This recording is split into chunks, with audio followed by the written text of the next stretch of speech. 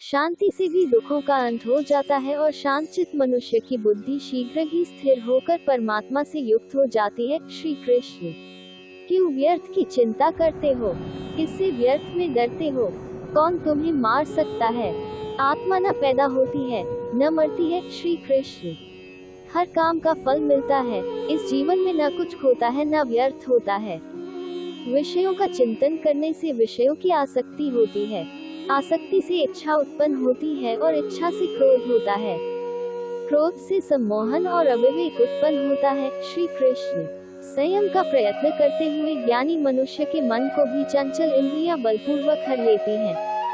जिसकी इंद्रियां वश में होती है उसकी बुद्धि स्थिर होती है। श्री कृष्ण। जो भी मनुष्य अपने जीवन आध्यात्मिक ज्ञान के चरणों के लिए दृढ़ संकल्प में स्थिर है, वह सामान्य रूप से संकटों के आक्रमण को सहन कर सकते हैं और निश्चित रूप से खुशियां और मुक्ति पाने के पात्र हैं। श्री कृष्ण।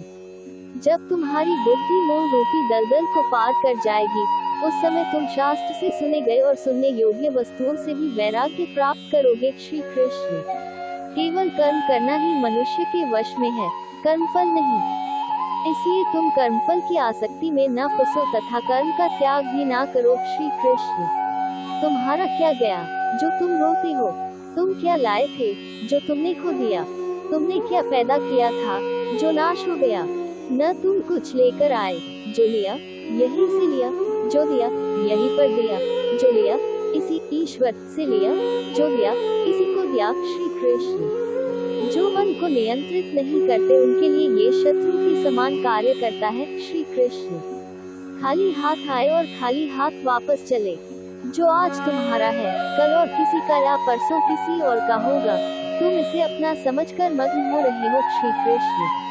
सुख दुख लाभ हानि और जीत हार की चिंता न करके मनुष्य को अपनी शक्ति के अनुसार कर्तव्य कर्म करना चाहिए। ऐसे भाव से कर्म करने पर मनुष्य को पाप नहीं लगता। श्री कृष्ण। जो हुआ वह अच्छा हुआ, जो हो रहा है वह अच्छा हो रहा है, जो होगा वह भी अच्छा ही होगा। तुम भूत का पश्चाताप न करो, भविष्य की चिंता न करो, वर्तमान चल रहा है। श्री कृष्ण। क्रोध से भ्रम पैदा होता है, भ्रम से बुद्धि व्यग्र होती है। जब बुद्धि व्यग्र होती है तब तर्क नष्ट हो जाता है। जब तर्क नष्ट होता है तब व्यक्ति का पतन हो जाता है। श्री कृष्ण। सम्मानित व्यक्ति के लिए अपमान मृत्यु से भी बढ़कर है। श्री कृष्ण। सभी प्राणी जन्म से पहले अप्रकट थे और मृत्यु के बाद फिर अप्रकट हो जाएंगे, लेकिन जन्म और मृत्यु के बीच प्रकट दिखते हैं। फिर इसमें सोचने की क्या बात है? परिवर्तन संसार का नियम है। जिसे तुम मृत्यु समझते हो वही तो जीवन है। एक क्षण में तुम करोड़ों के स्वामी बन जाते हो, दूसरे चरण में तुम दरिद्र हो जाते हो। श्री कृष्ण। है 18। शस्त्र आत्मा को काट नहीं सकते, अग्नि इसको जला नहीं सकती, जल इसको गीला नहीं कर सकता और वायु इसे सूखा नहीं सकती। श्री कृष्ण। जैसे मनुष्य अपने पुराने वस्त्रों को उतार कर दूसरे नए वस्त्र धारण करता है, वैसे ही आत्मा मृत्यु के बाद अपने पुराने शरीर को त्याग करने से ही प्राप्त करती है। श्री कृष्ण। आत्मा न कभी जन्म लेती है और न मरती है। शरीर का नाश होने पर भी नष्ट नहीं होता। श्री कृष्ण। आत्मा अमर है। जो लोग इस आत्मा को मारने वाला या मरने वाला मानते हैं, वे दोनों ही नासमझ है। आत्मा न किसी को मारती है और न ही किसी के द्वारा मारी जा सकती है। श्री कृष्ण। न ये शरीर तुम्हारा है न तुम शरीर के हो।